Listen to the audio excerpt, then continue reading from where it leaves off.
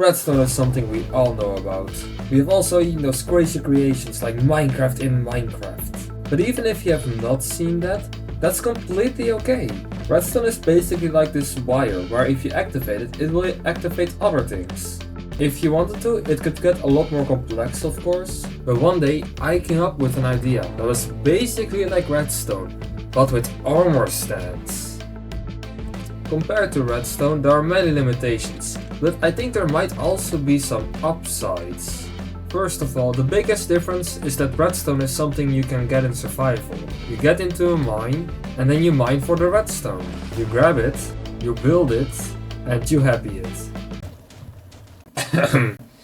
And my armor stand creation only works because of commands, which you most definitely can't get in survival. So even though the arrow blocks with the moving armor stands is quite cool in my opinion, you will only be able to do it in creative worlds. So like I said before, many updates. But here's the version I'm gonna be telling you today. So first of all, WireMc version 6.7 comes with this structure, the command box, that you can download for free in my Discord server. Not only that, but there are many updates to the actual simulation. First of all, except for fixing bugs in this giant mess of command blocks, there are also a lot of smaller improvements to the simulation. For example, chickens. Chickens used to just normally spawn armor stands, just always. But now if you spawn a chicken, it includes a redstone lamp and a lever.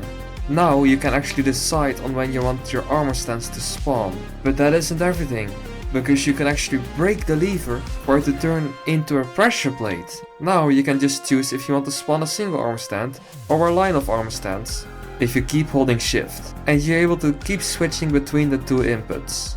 Also a recent feature was the lamp, also known as the silverfish. When given an input, it will display green, and when not given an input, it will display red. Pretty simple, I know, but you are able to make a whole line of them, which is pretty neat. Also, very early on in the simulation, I already added a NOT gate like this, where if there's no input, there will be an output. But if there is an input, there is no output. That's essentially what the NOT gate is, and it's pretty simple. But now I made it so that if you add a villager in the mix, it transitions from a NOT gate into a D-latch. At first a D-latch might sound a bit complicated, but it's pretty simple, because this extra line is just gonna save whatever the input was. Basically, if the input is true and you save the signal, it will keep outputting true, even if the input is changing. And if you save again while there's no input, then it turns off again. We're basically able to store a binary number, 1 or 0. And this is just a really compact way of doing it. So, in theory, you could use this to make a really simple computer slash calculator. Although you might get into a problem where you want to cross over different lines, which at first might seem impossible, but it's actually really simple. You just add a single block like this, and then you're finished. The armor stands will now jump over this gap, and they won't interfere with each other. And besides other things, there are now 10 challenges, there is a whole cutscene, also sometimes hints show up, automatic items in inventory, and when importing the structure into a new world, it also automatically switches some game rules, and automatically adds all scoreboards after pressing the button, with 3 scoreboards that are made for you to change, but more about that later. I think a question a lot of people have is, why does WireMc exist? Why won't I just use some redstone like this, where a button turns on the lamp? Why would I create this whole system where you have armor stands instead of redstone? It's more laggy, it's technically slower and less space efficient. Everything is only in 2 dimensions. It doesn't really support upwards direction. And redstone does. Well, there isn't a real answer. It's more just for fun. And WireMc is something I first programmed actually in Python, but I didn't really finish it. There was always something that was broken, or I don't know, I'm just not that good at programming.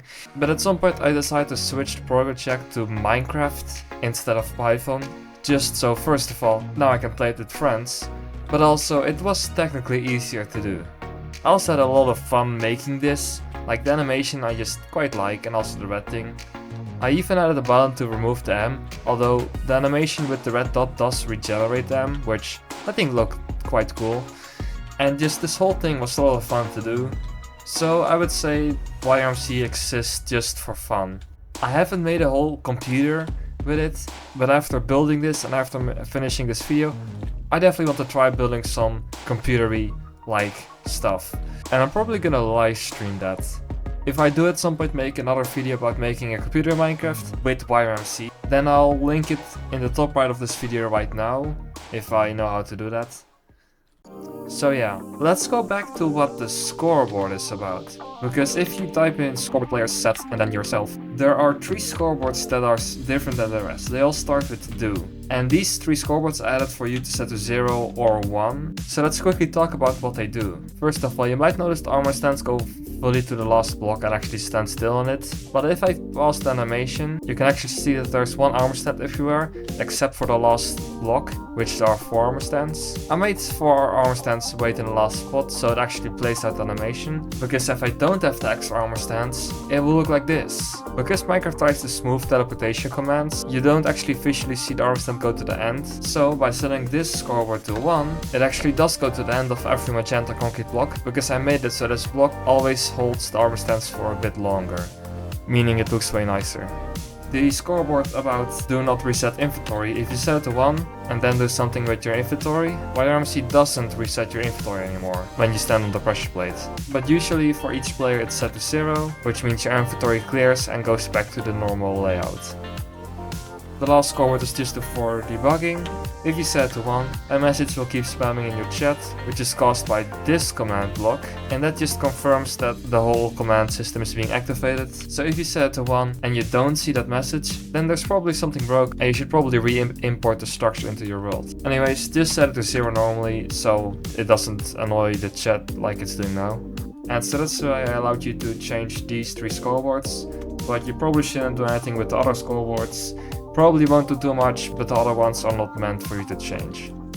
Right, so I really want to upload this video before I make another 50 versions, but when I finish them you should see 3 more videos on the screen. One how to download WireMc, another how to make logic gates and do basic stuff, and the last one when I make a decently cool computer. Feel free to check them out.